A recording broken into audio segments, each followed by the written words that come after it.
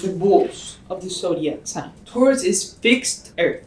Each zodiac sign has its own modality. Depending on the modality, that's going to dictate what's going on with that energy. Is it being mutable? Is it being fixed? Or is it being cardinal? We have fire, the I am expression, water, the realm of the feelings and emotions, air, which is the communicative world, the mental world, and then we have earth, grounding, practicality, building. That's mentally manifesting physically. That's why Virgo archetype is known as being the manifestors of the zodiac sign. They can be mutable with the way they practicalize things. Whereas Taurus, they're stubborn with their earthiness. They have an idea, they're thinking, they're practicalizing that idea, and they're fixed with it. They stay stuck in that idea. That's what makes them the bull. They're stubborn. And we can see the polar opposite of Taurus, which is Scorpio. Scorpio is stubborn water. So they're stuck in the flow of their water. Whereas Taurus, they're stuck in their form of thinking and practicalizing. Taurus is ruled by the second house, but it can make them stubborn when they cannot get outside of their forms of thinking. It's very different if you have Taurus in your sun, if you have Taurus in your moon, or if you have Taurus in your ascendant. That's completely different scenarios. So depending where you have this archetype in your chart, that's going to dictate that area of life. And depending what planets you have Taurus in, that's going to dictate what planetary energy. Is it Mercury? Is it your communication? So is it Venus? Is your way of loving, appreciating, value stubborn? Is it Mars? Are you stubborn with the way you're passionate about everything else? What's your Taurus energy in your chart? Wherever you have that in, you have to be an alchemist and a psychoanalysis of yourself to see. For example, imagine this is your ascendant in Pisces. Then from Pisces, the second house is Aries, then the third house is Taurus. It's the self, our values, and then the way we communicate those values. We get a sense of our cognitive mind. That's why when we look at Mercury, which Mercury rules Virgo and Gemini, the way Mercury rules Gemini is mutable with their way of communicating, whereas Virgo are more practical with the way they communicate. Gemini are more childish because they're still getting a sense of who they are. They still need all of these energies. So the Gemini structure would be playful. They're the twins. They can be unreliable because they compromise to a lot of things because they're very mutable with the way they communicate. So they communicate with everyone and they share all of these ideas, which sometimes can seem obnoxious. And when they start compromising to all of these different events, it causes this mutable energy they have to get scattered and they become unreliable because they have too many compromises that it extended in their mind. They can see the past, the future, and the present. So when they're communicating with someone, they can literally see all realms. That's what makes Geminis the jokesters, the two-faced. It all helps to understand how these energies work in your planets. So going back to the example, if I have Taurus in the third house, that means that my third house, the life situation of my communication, has the Taurus archetypal structure. This is how it's going to play out. And depending on the planet I have there, and depending where you have Venus in your chart, because Venus rules Taurus, what's Taurus? As we talked about going back before.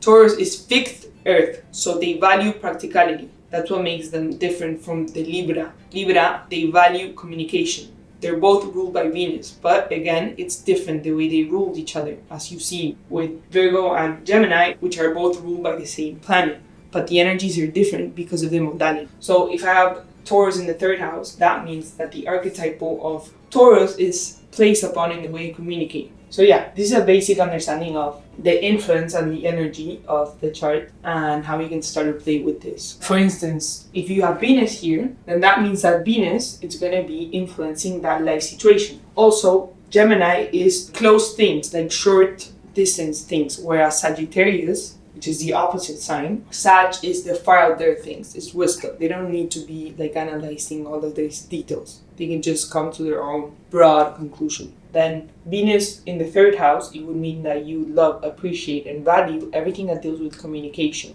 everything that deals with the mutable air. So that could be forms of creativity because Geminis can see very different realms. So they can be poetic, they can play with words, they can create different songs. They can be very good artists. They can be like witty with the way they communicate. So they can put that into art. They can also be like comedians. But if you have Venus there, you love and appreciate and value these types of communication, mutable types of communication. And you have this place in the life situation of the Taurus archetype, which is fixed earth. I keep emphasizing this because the modality is what differentiates the elements. So yeah, just a brief explanation. Remember, Taurus, the opposite is Scorpio. Scorpio's opposite would be coming from the 8th house, life situation, which the 8th house is deep desires, fixed water.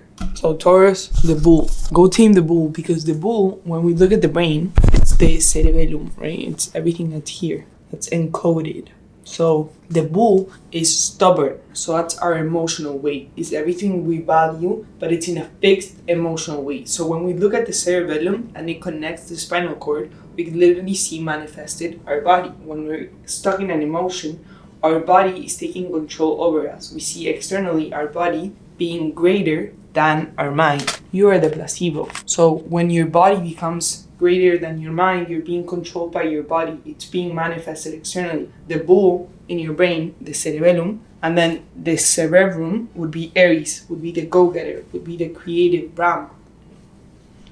Taurus moon. We're going to talk about the moon because we're doing a moon series. First of all, what is the moon?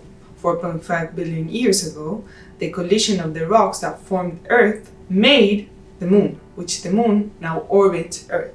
It's a very different dynamic than if you would have Taurus in your Sun, in your Venus, in your Mars, in your Jupiter, in your Saturn.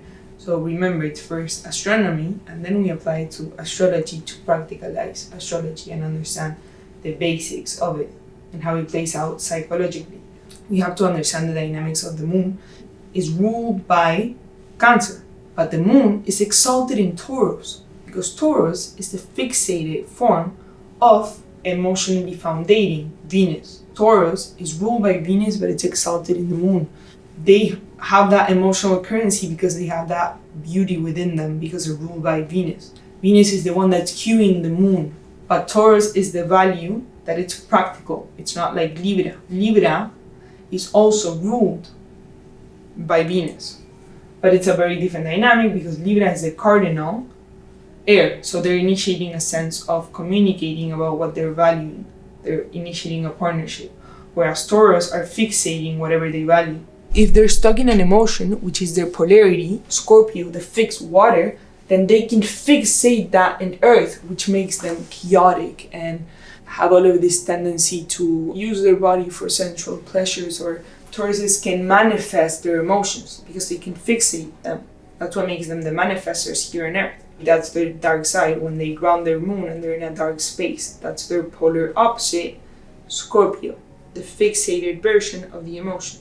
So if you have Taurus now, you have to understand where that moon is in your chart because it's a very different dynamic. Again, if you have your moon in the first house or if you have your moon in the 10th house.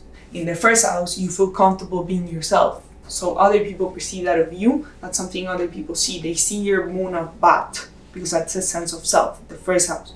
The 10th house will be your public persona, what you're showing to the world. So if you have your moon there, then that's what you're showing to the world. Wherever you have Taurus in your chart, it's going to give you the understanding and the perspective of the archetype and the life situation. Let's say you have your moon in the 9th house. What is the 9th house? We know it as being correlated with Sagittarius, which is the seeker. They see beyond the expression, their mutable fire. So when we apply it to the life situation, that's the space in the sky. Wherever you gain your wisdom, you're getting out of your comfortability because you're asking deeper questions. And that's why Sagittarius are wise, because they have all of these stories within them. But to get a story, you have to experience it, you have to ask, you have to seek. If you have your moon there, then you feel comfortable seeking. You feel comfortable in that life situation.